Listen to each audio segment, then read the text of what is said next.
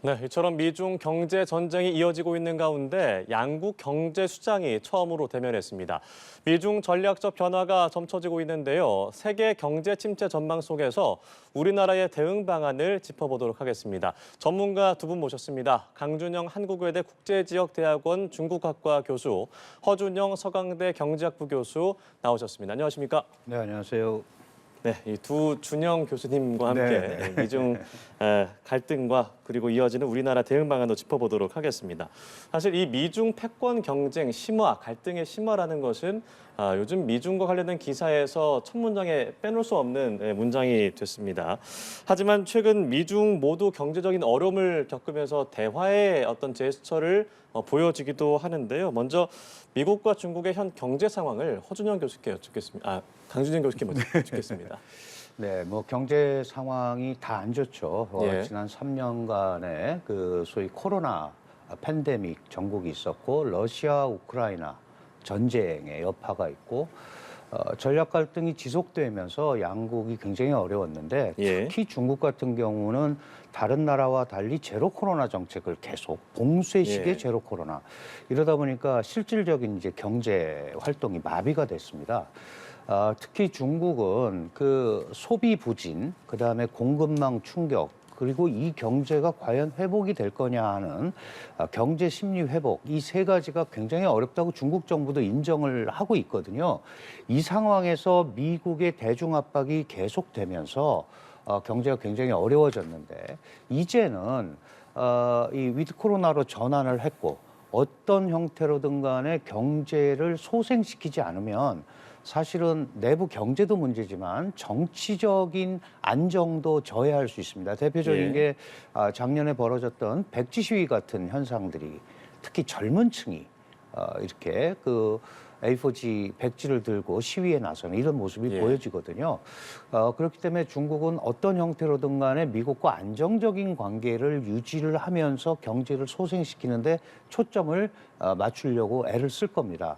다만 이런 부분들이 그 일단 중국이라는 데가 워낙 땅이 넓고 뭐 지금 베이징이나 상하이, 광저우 이런 광동 지역 네. 이런 지역들은 이미 뭐 감염이 80%대가 넘어서 이제 정상으로 돌아오고 있다 이런 얘기를 듣고 있습니다. 그러나 이제 뭐 농촌 지역이라든지 작은 도시들은 아직까지 그렇게 제대로 안 되거든요. 지금 이제 춘절 기간인데 이 기간을 잘 넘어가고 한다면 경제는 일단 어떤 형태로든 간에 소생하는 모습을 보일 상황이고 또 그렇게 돼야 소위 미국과의 그 소위 안정적인 관계 유지에도 도움이 됩니다. 그래서 중국은 일단 다른 부분은 다 제쳐두고 어떤 형태로든 간에 경제 소생에 초점을 맞출 거다. 이렇게 본다면 일단은 모든 부분을 경제에 집중할 수밖에 없는 그런 구조다. 이렇게 말씀을 드릴 수 있습니다. 예, 이 봉쇄식 제로 코로나 정책에 이은 백지 시위 등 여러 가지 어려움을 겪었던 중국의 얘기도 들어봤는데 미국도 현재 좀 어렵잖아요. 네, 미국 올해 뭐 경제 성장률 전망치 굉장히 안 좋고 한 뭐 0.5% 정도 나오고 있고요. 정책 기관들에 따라 좀 다르지만요. 그리고 예. 얼마 전에 있었던 다보스 포럼, 세계 경제 포럼에서 경제학자들한테 조사를 해보니까 미국 경제 올해 침체에 갈 거다라고 생각하는 사람이 한 90%가 넘는 것 같고요. 유럽 같은 경우는 뭐 지금 거의 100% 정도로 침체로 갈 거다라고 보고 있는 것 같습니다. 그래서 예. 올해 미국 경제는 어쨌든 간에 방금 전에도 뉴스 기사에서 잠깐 나왔지만 침체로 가지만 다행히 지금 미국의 노동시장이 굉장히 아직 뜨겁기 때문에 실업률도 3.5%로 굉장히 낮게 나오고 있거든요. 연준이 작년에 자이언트 스텝을 4번을 하고 빅 스텝을 한 번 해서 금리를 그렇게 올렸는데도 노동시장이 식지 않고 있어서 생각보다 미국 경제가 잘 버텨주고 있다라고 생각은 하지만 네. 그래서 올해 미국 경제는 전반적으로 보면 좀 리세션이 오겠다. 침체는 오겠지만 침체가 상대적으로 그렇게 길지 않고 뭐 굉장히 이렇게 열이 심하게 오르기보다는 그 미열 정도의 아주 가벼운 침체가 올 것 같다라고 지금 보고 있는 것 같습니다. 네, 이례적인 하이퍼 인플레이션으로 인해서 금리 인상을 대대적으로 감행을 했고 지금 이제 터지기 직전의 상황이다라고 볼 수 있을 것 같은데요. 미국 경제팀의 수장인 제니 옐런 장관과 류어 중국 국무원 경제담당 부총리가 스위스에서 만나서 대화를 나눴습니다. 심화되는 양국의 갈등을 좀 막아보자라는 취지였을 것 같기도 한데 무역이나 투자 관련된 분야에서 뭐 이견을 좁히지 못했다라는 얘기도 있고요. 비공개 대화도 길어졌다고 하는데 이번 대화의 의미, 성과 어떻게 보십니까? 그 미국과 중국 간에는 이제 전통적인 갈등이 있습니다. 특히 예. 미국 입장에서는 중국 제품을 수입을 해야 되기 때문에 당연히 적자가 계속 누적될 수밖에 없는 그런 상황인데 이번에 옐런 재무장관하고 리오호 부총리는 3월 전인대 때 이제 은퇴를 하는 사람이에요. 그러니까 이제 새로운 지도부에는 들어가지 못했거든요. 물론 이 리오호라는 사람은 시진핑의 고등학교 동창입니다. 그리고 그 경제적으로 지난 5년간 중국 경제의 실무 책임을 담당했던 사람이기 때문에 뭐 의미가 없다고 할 수는 없어요. 이거는 작년 발리에서 그 G20 회담을 하면서 바이든 대통령과 시진핑 중국 국가주석이 만나서 우리가 고위급 대화를 지속하자. 유일하게 합의한 게 그겁니다. 그리고 우크라이나에서 핵 사용은 안 된다. 이 두 가지를 합의를 했는데 그거의 일환이고 그래서 이번에 만나서 핵심 내용은 뭐냐 하면 미국과 중국은 경쟁할 수밖에 없다. 바이든도 그렇게 얘기를 했어요. 그러나 경쟁을 하다 보면 갈등이 나오는데 이 갈등이 충돌로 가는 건 막아야겠다. 그러니까 이런 다보스 포럼 같은 데서 양국의 경제 수장이 만나서 얘기한다는 거는 미국과 중국이 갈등을 더 이상 증폭시키지 않겠다는 메시지다.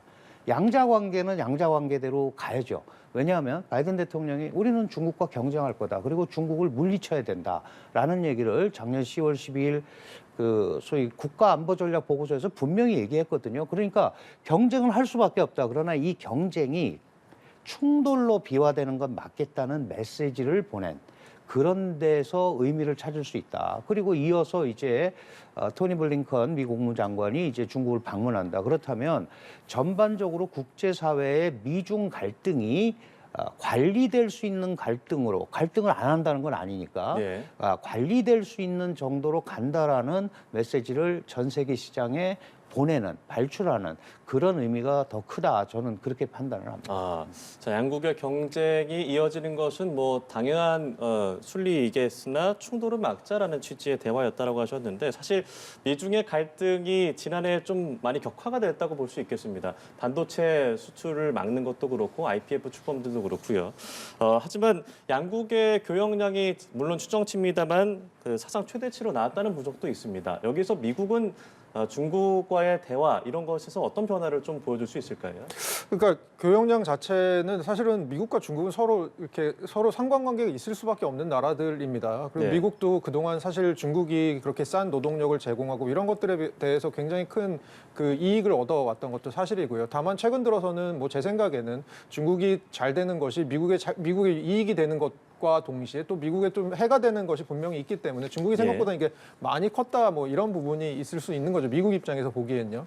그래서 양국의 교역량은 최근 들어서는 좀 올라오고 있습니다만은 그 각각의 나라에서 다른 나라가 차지하는 교역 비중은 좀 줄어들고 있는 상황입니다. 그래서 미국 같은 경우는 중국 의존도, 수입 의존도가 한 16%가 한 2017년이었다가 그게 최근 들어서 계속 떨어서 한 14% 정도까지 떨어지고 있고요. 중국도 미국에 대한 의존도가 뭐 14%, 2017년이 최근 들어서 한 12%대로 떨어지고 있는 상황입니다. 그래서 의존도 자체는 좀 떨어지고 있는데요. 그럼에도 불구하고 여전히 그 상대방에게 너무 중요한 파트너인 거죠. 물론 예. 이렇게 의존도가 줄어든 것은 미국이 뭐 관세를 2018년부터 추가 관세 부과하고 화웨이 같은 회사에다가 블랙리스트 지정하고 이런 것들 거기다가 중국도 보복으로 똑같은 것을 하긴 했었지만 뭐 중국이나 미국이나 사실 취할 수 있는 제스처가 겉으로 보기에는 굉장히 강경한 제스처를 취하지만 사실은 서로 끊어낼 수 없는 상대이거든요. 그래서 아까 우리 강 교수님 말씀해 주셨지만 이 물밑에서는 끊임없이 서로의 어떤 그 지위를 그런 쪽에서 이제 확인하고 있는 과정들이 저는 있다고 생각합니다. 그렇군요. 양국의 의존도는 조금 낮아지고 있지 있지만 끊을 수 없는 관계이고 또 겉으론 강경하나 좀 유화적으로 갈 수밖에 없다라고 하셨는데 다보스 포럼 얘기도 좀 해보겠습니다. 스위스 다보스 포럼에 양국의 정상은 참가하진 않았습니다만 경제수장이 나와서 여러 발표를 했는데 류호 부총리가 내놓은 메시지 어떤 것에 좀 중점을 두고 볼 수 있을까요? 네, 지금 중국의 최대 관건은 경제를 살리는 데 있어서 뭐 어느 나라나 다 마찬가지입니다만은 내수가 있고요, 투자가 있고 이제 무역이 있는데 특히 투자 같은 부분에 있어서 중국 국내 투자만 가지고는 부족하단 말이죠. 예. 그러니까 외자가 계속 들어와야 중국 경제가 돌아가는 겁니다. 중국도 이 실업률이 공개적으로 발표한 거는 5.5% 정도 되는데 청년 실업률이 17% 정도 됩니다. 그럼 대학 졸업한 친구들의 5분의 1은 갈 데가 없다는 거거든요. 예. 그러면 이 고급 인력들이 갈 수 있는 뭔가 해외에 첨단 기업이나 이런 부분이 들어오지 않으면 이게 소화가 안 되는 거죠. 그래서 이번 다보스 포럼에서 소위 외국인 투자 유치에 관한 그런 세일즈를 아주 열심히 했죠. 그리고 이거는 앞으로도 중국이 그렇게 할 수밖에 없고 지금 허 교수님도 지적을 해주셨습니다마는 미중 간의 갈등이 아무리 강하게 되더라도 이 레토릭이 실질을 앞서고 있습니다. 실제로는 밑에서 뭐 미국 기업들의 투자가 계속 이어지고 있고 중국도 그걸 반기고 있지만 그러나 겉으로는 얘기를 할 수밖에 없는 거예요. 이거는 왜 그러냐 하면 중국이라는 국가는 러시아 같은 데하고 다릅니다. 러시아는 원자재만 가지고 먹고 살 수 있는데 팔아서도 예. 중국은 이미 글로벌 밸류 체인에 아주 중요한 핵심적 역할을 하고 있기 때문에 미국도 중국의 부품이나 제품이 필요한 거고요. 또 중국은 그거를 결국은 마지막에 미국에 수출을 하지 않으면 경제가 안 돌아가게 돼 있거든요. 그러니까 그런 부분은 약간 양측이 나누어서 생각하는 부분이 분명히 있다. 겉으로 정치권에서는 굉장히 강경하지만 경제적으로는 나름대로 뭔가 기대를 하고 있고 특히 위드 코로나를 전환하면서 이제 소위 우리가 얘기하는 리오프닝 정책을 하잖아요. 이제 중국이 개방을 하고 이렇다면은 소위 경제에 있어서의 기회는 더 많이 생긴다고 생각을 하는 거고 그 부분을 가지고 이번에 중국의 류호 부총리가 물론 류호 부총리를 이어받을 사람은 지금 아마 대개 그 자리를 허리펑이라는 그 약간 사회주의성이 좀 강한 그런 이제 부총리가 될 거라고 예상을 해요. 예. 그럼에도 불구하고 결국은 경제 살리기에는 미중 간의 소위 물밑에서의 어떤 그 안정적인 흐름이 굉장히 중요하기 때문에 그렇게 갈 건데 문제는 이제 의회입니다. 메카시 하원 의장이 더 강경하게 중국을 압박하라는 주문을 받고 있기 때문에 그걸 어떻게 조율하느냐 이게 이제 미중 관계 관건이 될 것 같습니다. 예. 사실 이제 지난해 11월에 바이든과 시진핑이 만나면서 또 미중의 충돌을 좀 피할 수 있었지 않았나라는 분석도 있는데 이번에 경제수장이 만나고 나서 이 토니 블링컨 국무장관도 다음 달에 이제 베이징 방문도 예정이 되어 있습니다. 극적인 화해 무드를 조성할 것인지 그 대화가 어떤 식으로 좀 전개될 거로 보십니까? 근데 지금 말씀해 주신 대로 사실은 극적으로 뭐 지금 와서 기조를 저희가 눈에 보이는 기조를 선회하기는 그렇게 정치적인 과정에서 쉽지 않아 보입니다. 그리고 얼마 전에 작년에 있었던 미국의 이제 중간 선거 결과도 원래는 사실은 집권당이 대부분 지는 게 중간 선거거든요. 예. 그런데 작년에는 민주당이 대패하지는 않았습니다. 졌지만 잘 싸웠다 정도로 네. 한 것 같아요. 그래서 보면 지금 의회가 거의 움직일 수 없을 정도로 빡빡하게 대치 중이거든요. 이 상황에서 민주당이라고 사실은 이제까지의 기조들 발표해놓은 법안들, 뭐 저희가 생각하는 인플레이션 감축법이나 사실 치포 동맹 이런 것들을 한순간에 선회를 하기는 그렇게 쉽지 않아 보입니다. 오히려 겉으로 레토릭은 강하게 가되 뒤에서 이제 물밑 작업이 굉장히 좀 일어나는 식으로 저도 예측을 하고 있습니다. 예.